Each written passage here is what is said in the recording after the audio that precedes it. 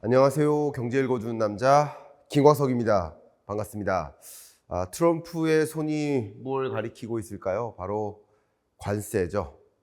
트럼프 2기가 들어서기 전 단계의 세계 관세율과 트럼프 2기가 들어서 특히 8월 들어서 부과되는 이 상호 관세는 레벨이 완전히 달라지죠. 8월 상호 관세가 본격 발효되었고 이제 경제는 완전히 바뀝니다. 어쩌면 고통의 시간이 온다라는 말씀을 드려보고자 합니다. 앞에 가로막고 있는 수출길을 막고 있는 타리프, 트럼프발 이 상호 관세, 이제 그 앞에 다 도달했구나라고 생각했는데 이제 발효된 겁니다.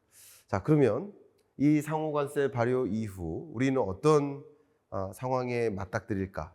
일단 한미 무역 합의 내용을 바탕으로 제가 아직까지는 공식적으로 한미 무역 합의라는 경제사에 남을 이 주제를 놓고 제 평론, 저의 평가를 말씀을 아직 못 드렸기 때문에 본 자리에서 그 평론, 평가적인 의견을 하나 드리도록 하겠고, 그리고 이 한미 무역 합의로 인해서 그리고 앞으로 상호관세가 발효되는 과정에서 우리 한국 경제에 어떤 영향을 미칠지를 말씀드리고, 그 영향은 아마도 부정적일 것이라고 생각해 볼 수 있기 때문에 그것에 대응하기 위해서 아직 남아있거든요. 한미 정상회담도 있거든요. 그런 관점에서 우리는 어떤 카드를 적극적으로 제시해야 될까, 그리고 지금 맞닥뜨린 그 성적표를 더 끌어올릴 방안을 생각해 봐 줬으면 좋지 않을까 하는 의견을 지금부터 하나하나 말씀드려 보도록 하겠습니다. 일단 우리가 받아든 이 성적표에 대해서 저의 총평을 말씀드리면, 첫 번째, 분통이 터진다.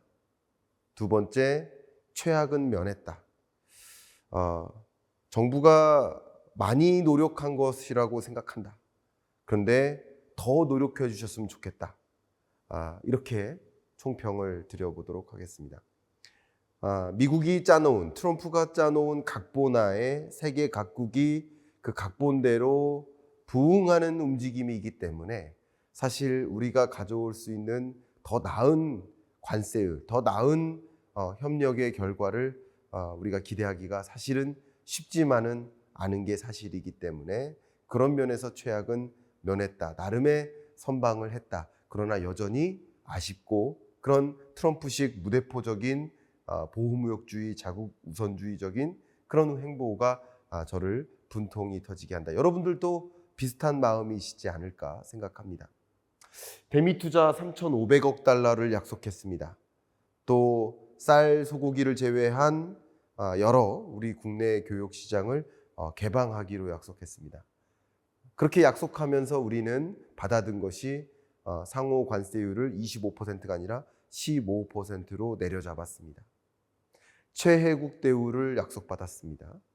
그런데 미국산 제품에 대해서는 우리는 제로 관세, 무관세로 열어주기로 했습니다.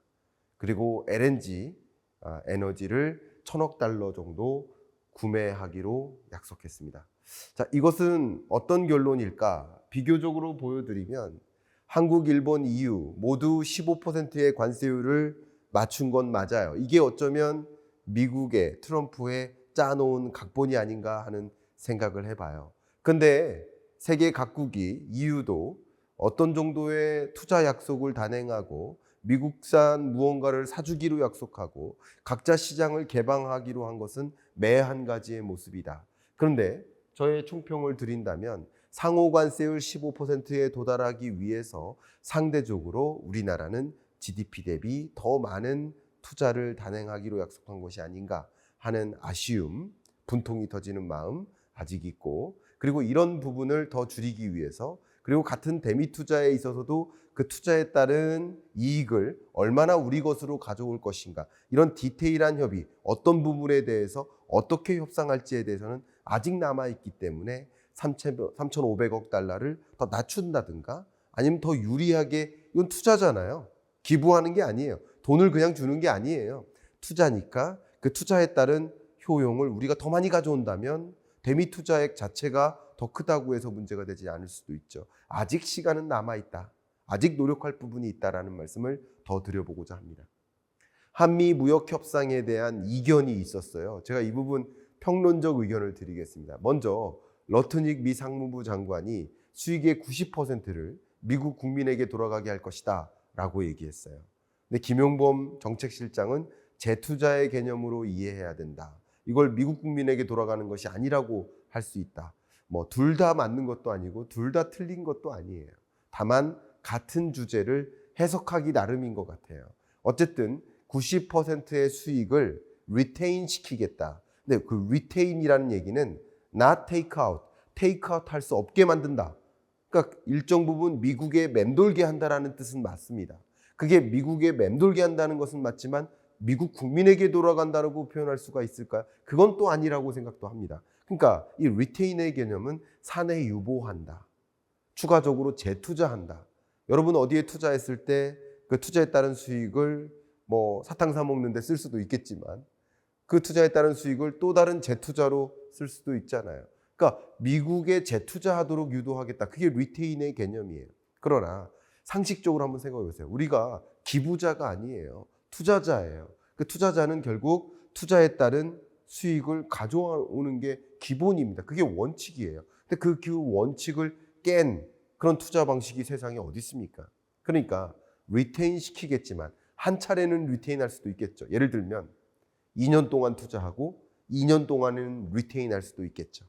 그러나 뭐 그 다음 2년이 지난 후부터는 또 우리의 수익으로 가져올 수도 있겠죠. 이런 디테일한 협상이 아직 남아 있겠다. 재투자의 개념으로 이해할 필요도 있고 그게 다 미국의 것으로 돌아가지 않도록 할 필요는 있겠다. 이런 부분은 좀 강조하도록 하겠습니다. 그러나 이렇게 투자를 단행하는 과정에서 미국의 설비 투자를 우리가 대신해주고 그러면 설비 투자가 늘어나는 만큼 미국의 고용 창출을 만들어주고 그게 경기 선순환을 유도해 주는 거니까 일정 부분 한국에 투자할 것도 없는데 그죠?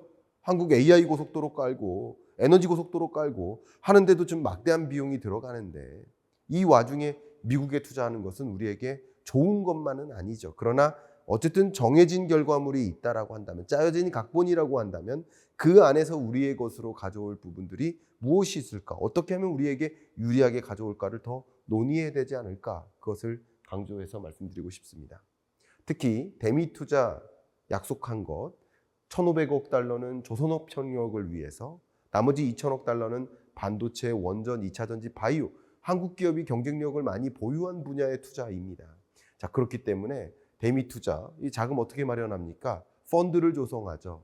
특히 조선업 협력 펀드를 만들고 대한대미 협력 펀드를 만들어서 그 펀드를 가지고 예를 들어서 공적 금융기관들이 있습니다. 수출입은행이라든가 무보, 무역보험공사 이런 등등의 공적 금융기관이 보증해 주는 형태로 대출을 해주고 그걸 투자하는 방식이고 투자에 따른 수익은 반드시 우리가 몇 년이 지나서라도 뭐 2년 투자하고 후에 리테인 시킨 다음에 그 다음 수익으로 가져오더라도 반드시 가져오는 구조를 약속을 받아야 되지 않을까. 뭐 지금은 리테인 시키겠다고 약속했지만 트럼프 정권이 끝나고 나면 그때는 우리의 것으로 가져오게 또 정책을 바꿔도 되죠. 왜냐하면 트럼프 입장에서 뭐가 필요한 거예요?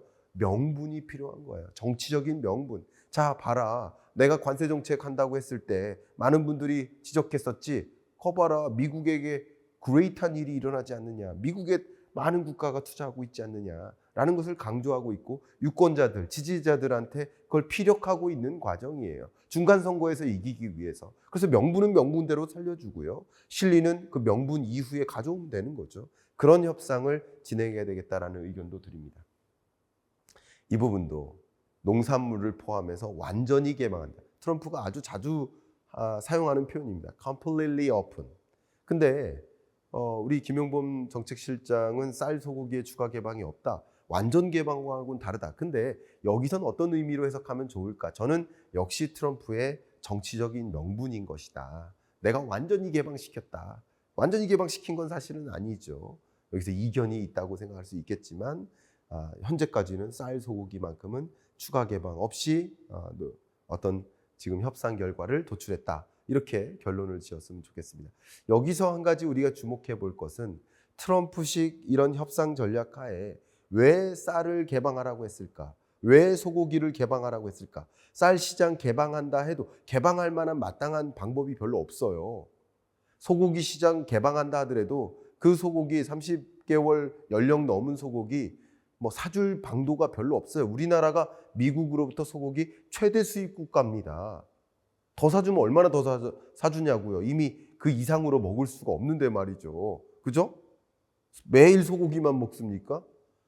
그러니까 상추에 소고기를 싸 먹습니까? 상추를 소고기로 싸 먹습니까? 더 사 먹을 수가 없단 말이에요. 그러니까 이것도 어느 정도 알고 있는 게 아닌가. 알면서 왜 그랬을까?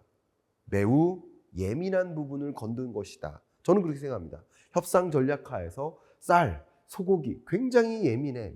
한국이 굉장히 예민하게 굴 거야. 그러니까 그걸 우리가 주장한 다음에 그거는 지키라고 놔두고 더 많은 걸 상대적으로 나머지 더 많은 것을 우리가 얻어내자 하는 협상 전략이었지 않나라는 해석. 저의 평론이니까요. 저는 그런 해석까지 의견을 드려보고 싶습니다. 이제 가장 중요한 추가 협상 카드입니다. 제가 관세 협상을 하기 전에 6가지 히든 카드가 있다라고 즉시 분석으로 영상을 올려드렸었어요. 그것들 중에 일부가 실제 활용이 돼서 물론 저의 제안 때문에 활용됐다라고만 생각하지는 않습니다. 감히. 그러나 아직 남은 협상 기일, 한미 정상회담을 앞두고 우리가 더 센 카드를, 더 창의적인 카드를 제안하면 어떨까? 그 말씀 드리고 싶어요. 그래서 긴 이야기 드리긴 어렵지만 더 궁금하신 분은 그 6가지 히든 카드 영상을 보시길 바라고 오늘은 2개의 히든 카드를, 협상 카드를 추가적으로 제안해 드리도록 하겠습니다. 첫 번째는 바로 광물자원 개발 사업, 히토류 독립에 투자를 하라 이겁니다. 왜 이런 얘기를 하냐? 우리가 같은 선물을 한다 하더라도 제가 앞에 PD님 앉아 계신데 PD님에게 10만 원짜리 선물을 준비해요. 근데 이 10만 원짜리 선물 나 우리 집에 너무 많은데 나 술도 먹지 않는데 집에 와인이 200병 쌓여 있어. 난 술도 먹지 않는데 왜 와인 10만 원짜리 선물하는 거야? 별로 만족감이 없을 거예요. 근데 같은 10만 원짜리 선물을 하더라도 우리 PD님이 정말 필요했던 게 선크림이에요.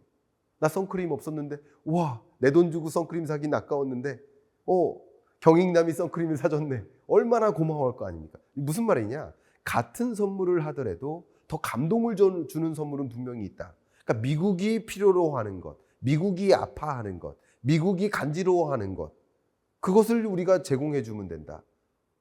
사실은 미중 패권 전쟁 아닙니까? 근데 중국을 못 때리고 다른 나라들만 때리고 있어요. 참 안타까워 죽겠습니다. 분통 터집니다. 근데 중국을 제대로 못 때리는 이유 중에 하나가 바로 중국의 히토류 공급 차단이에요. 이게 아직까지 제대로 협의가 안 났어요. 이걸 경험하면서 미국은 히토류 독립을 선언합니다. 자체적으로 히토류를 개발하자. 근데 이게 쉽지만은 않아요. 중국에서 뭐 환경 제재라든가 뭐 재련 기술이 중요하거든요. 그리고 히토류를 생산하는 여정에서 남은 나머지, 그러니까 광석이 있다면 여기서 히토류를 채굴하고 나머지 광물도 활용해야 되거든요. 알루미늄이라든가 여러 가지 방식으로. 그러니까 그럴 여건에서 중국을 압도하기가 어려워요. 그러니까 그 단가를 맞추기도 어려워요. 그래서 미국이 어떻게 합니까? 히토류 시장가에 2배를 쳐주겠다. 그리고 미국 국방부가 MP Materials 주식을 30% 인수하지 않았습니까? 국방부가 나서겠다. 이렇게까지 히토류 독립에 적극적입니다. 세계 히토류 시장에 중국이 이미 채굴 영역에서는 59%, 히토류 정제 영역에서는 91%나 차지하니까 미국 입장에서 이만큼 히토류가 필요한데 중국이 공급하지 않으면 안 돼요. 첨단 산업도 없어요. 방위 산업도 없어요. 전기차도 불가능해요. 반도체 밸류체인 만들겠다 하는데 중국이 히토류 공급 차단하면 아무것도 없습니다. 그러니까 우리가 제안할 게 뭐냐면 히토류 독립을 지지한다. 우리 히토류 광물 자원 개발 사업 같이 하자. 우리나라에 자원 기업들이 있다. 그리고 히토류를 소재로서 사용하는 많은 기업들이 있다. 이들이 같이 펀드를 마련해서 미국의 히토류 많이 보유하고 있지 않느냐. 그 채굴량 많이 있지 않느냐. 거기서 우리가 채굴하고 정제까지 하자. 우리 자원 개발 사업 잘한다. 포스코, 현대제철, 많은 기업들이 있다. 이런 기업들이 히토류 독립을 지원해주고 또 우리도 그 히토류를 안정적으로 조달받는 구조를 만들면 어떨까? 이런 협상 카드를 제안하면 어떨까? 꼭 이 제안을 고려해 주시기를 부탁드리겠습니다. 두 번째, 투자 계획을 재점검했으면 좋겠다. 제가 3월 달 사진을 가지고 왔습니다. 사실은 3월 달 이전에도 트럼프 2기 직전에도 바이든 행정부 기간 동안 우리나라가 얼마나 많이 투자했습니까? 그 투자했던 거 보조금도 제대로 못 받고 있잖아요. 그리고 3월 정의선 회장께서 투자를 또 약속했지 않았습니까? 제가 말씀드린 것은 트럼프는 뭐를 필요로 해요? 명분을 필요로 해요. 정치적 명분. 거봐, 내가 한국으로 하여금 3,500억 달러 투자받기로 했잖아. 근데 그게 중요한 게 아니라 보세요. 그 디테일이 중요한 게 아니라 3,500억 달러냐 5,500억 달러냐가 중요한 거예요. 그러면 제가 드리고 싶은 얘기는 지금까지 미국에 투자하기로 약속했었던 거, 그리고 이번 상호관세 무역협의를 하기 직전에 많은 기업들이 투자를 단행했던 거, 정말 많은 기업들이 미국에 현지 투자하고 있거든요. 무역협상과 관련 없이요. 그리고 역시 무역협상과 관련해서 추가 미국에 현지 투자하기로 했던 거, 이런 것들을 모두 망라해서 결국 새로 증액된 증액분 3,500억 달러만 표기하는 게 아니라 기존에 이런 거 하면 3,000억 달러, 이번에 증액하기로 한 거 3,500억 달러, 그러니까 우리 6,500억 달러 투자하는 거다라고 한다면 트럼프 입장에서는 그 정치적 명분이 더 중요하다. 디테일은 상대적으로 더 중요하다. 그게 다 마치 관세 전쟁의 효과인 것처럼 미국 유권자들에게 홍보할 것입니다. 그리고 많은 부분 그것을 또 신뢰할 가능성이 높습니다. 그런 식으로 협상 카드를 기존에 투자하기로 계획했었던 거, 관세 협상과 무관하게 많은 기업들이 지금 투자를 단행하고 공장 짓고 하는 것들이 있거든요. 그런 것들까지 모두 총합의 투자 계획안을 제시해라. 우리 이만큼이다. 그러면 트럼프는 그래, 나는 이만큼 끌어냈어. 트럼프의 공을 살려주세요. 트럼프가 4년 재임할 것이지 40년 재임할 거 아니잖아요. 그런 관점에서 추가 협상 카드로서 투자 계획을 재점검해서 총망라해서 제안해 주시길 부탁드립니다. 그렇게 제안해 드립니다. 자, 드릴 말씀은 정말 많으나 오늘 여러분께 말씀드려야 될 게 8월 관세 이후 세계 경제는 어떻게 될 것인가. 일단 무역 정책의 불확실성은 더 이상 고조되기 어려울 만큼 정점에 달했습니다. 그런데 실제 미국의 실효 관세율 기준으로는 4월 25일 기준으로 정점이었다가 오히려 내려왔어요. 그러면 내려온 것으로 해석해야 되는가? 아니죠. 트럼프 정권이 시작되기 전 단계는 25년 1월 정도는 미국의 실효 관세율은 거의 제로에 가까웠는데 이제 거의 한 20%에 가까운 실효 관세율을 부과하는 것이다. 그럼 미국이 20%의 관세를 평균적으로 부과한다라는 것은 세계 만국이 대미 수출길이 제동이 걸리겠다라고 해석해 볼 필요가 있겠죠. 그러니까 세계의 많은 국가들이 대미 수출에 제동이 걸리니까 생산이 줄고요. 수출도 줄고요. 생산 수출이 줄면 고용도 줄고 국내 경기도 줄겠죠. 그러니까 경기 위축으로 이어진다. 24년보다 25년 경제가 더 어려워질 것이다. 이렇게 먼저 판단하고요.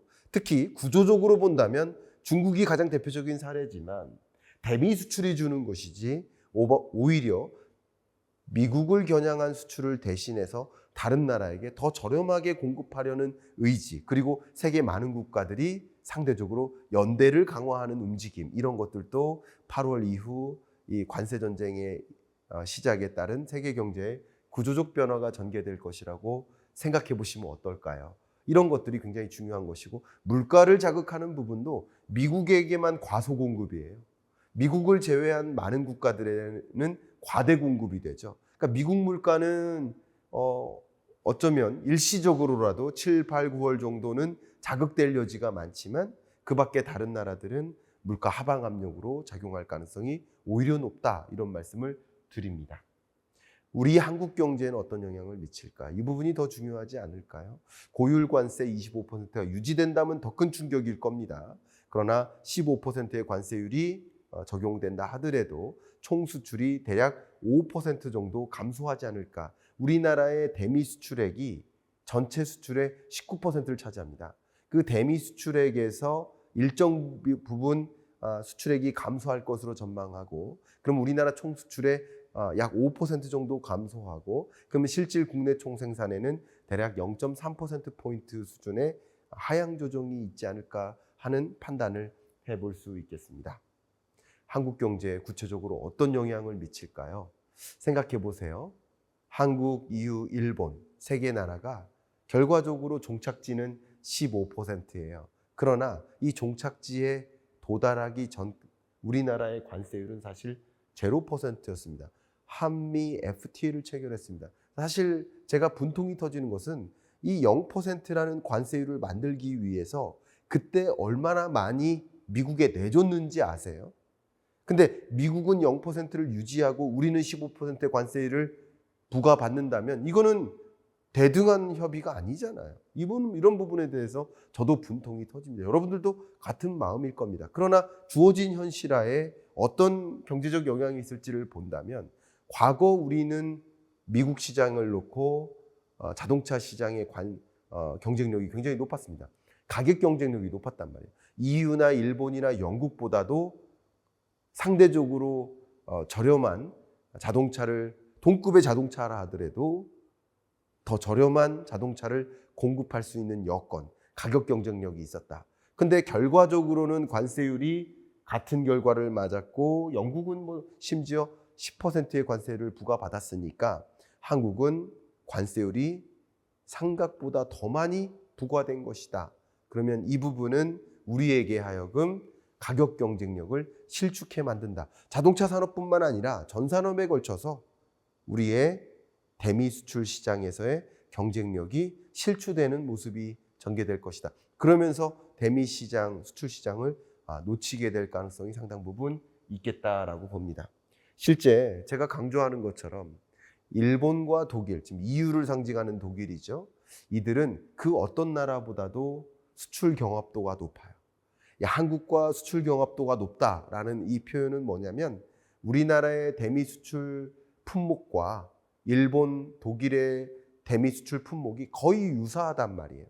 유사하니까 독일과 일본, EU와 일본의 관세율이 정말 중요한데 그것과 동등한 수준의 관세율을 부과받았다는 것은 결과적으로 경쟁력을 실추받는 것이다. 상대적인 경쟁력인 거죠. 더 중요한 것은 자동차만이 아니에요. 기계류, 전기 전자류, 화학공업 제품 이런 여러 품목에 있어서 일본과 엄청나게 경합하고 있습니다. 근데 상대적으로 일본은 우리나라보다 가격 경쟁력을 잃은 상태에서 시장을 이만큼 점유하고 있었는데 상대적으로 가격 경쟁력을 보장받게 되는 격이 되니까 우리 한국은 일본의 또 독일의 시장을 일정 부분 뺏길 우려가 존재하지 않을까. 그게 우리 한국 경제에 미치는 영향이지 않을까 생각합니다. 그뿐 아닙니다. 우리는 미국에 투자를 약속했습니다. 그 미국의 투자를 단행하게 되면 많은 기업들 입장에서 볼 때 미국에 이만큼 공장 짓고 설비 투자하는데 한국에 동시에 설비 투자하고 공장을 지을 수가 있을까요? 총 생산이 많아지는 것도 아닌데 미국에도 공장 짓고 한국에도 공장을 또 짓나요? 그러니까 국내 설비 투자가 줄어든다는 거예요. 그러면 24년 기준 미국에 자동차를 판매하는 것이 어떤 구조였냐면 한국산이 99만 대, 미국산이 57만 대, 멕시코산이 14만 대였어요. 근데 2년 후에 앞으로는 미국 내 생산 비중이 절대적으로 늘고 한국산 비중이 절대적으로 줄어요. 그럼 이것은 무엇 의미하냐? 이 의미는 결국 지금은 제네시스를 한국에서 만들어서 미국에 수출하는 구조지만 앞으로는 미국에서 제네시스를 만들어서 한국으로 수입해서 쓴다. 우리나라 자동차도 미국에서 수입해다 쓰는 격이 될 수 있다. 이 부분을 좀 강조하도록 하겠습니다. 그만큼 미국의 투자를 단행하는 과정에서 국내 투자가 위축되고 국내 투자가 위축되면 당연히 고용이 위축되죠. 신규 고용 창출이 어렵죠. 또 국내 투자가 위축되고 국내 가동이 줄어들면 국내 공장의 부품과 원자재를 공급하는 엄청나게 긴 빼곡한 정말 먹이사슬 이 그물처럼 빼곡한 이 밸류 체인이 다 같이 어려워지는 겁니다. 그리고 그 주변을 둘러싼 자영업자, 소상공인도 다 같이 어려워지죠. 이게 내수 경기 둔화로 이어지죠. 그러니까 수출 둔화와 투자 둔화, 이것은 고용 둔화, 또 소득 감소, 이것은 실질 소비력 감소, 그리고 이것이 경제적으로 부작용을 준다. 우리가 막대한 유동성을 투입하고 기준금리 인하하려 하고 또 2차 추경, 3차 추경하고 소비 쿠폰 제공하고 하는 움직임에도 불구하고 경기가 반등하기가 쉽지 않게 만드는 효과가 있다. 이런 것들이 바로 우리가 생각할 수 있는 고통의 시간이라고 강조하겠습니다. 그만큼 우리 경제 이미 25년 성장률 0.8%로 전망됩니다. 글로벌 금융위기 당시 그때 한국 경제 성장률이 0.8%였어요. 근데 여기서 더 고통스러운 일이 초래된다면 25년 하반기는 좀 괜찮을 줄 알았는데 상반기가 저고 하반기가 고일 줄 알았는데 상반기도 저고 하반기도 저이면 어떡할까 하는 걱정도 많이 됩니다.